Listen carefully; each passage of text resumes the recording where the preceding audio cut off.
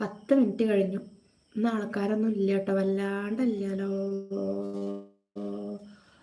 ബബിതാദേവി കൈസേ ഹോഡിട്ടെന്ന് പറയണു.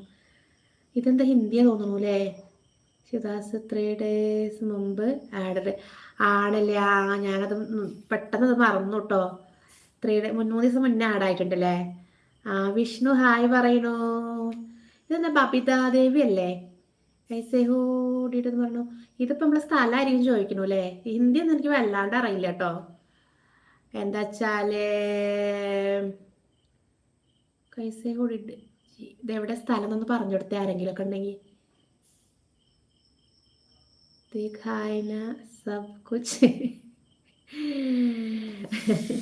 ഹിന്ദി പറയാതെ എനിക്ക് അറിയില്ല കേട്ടോ.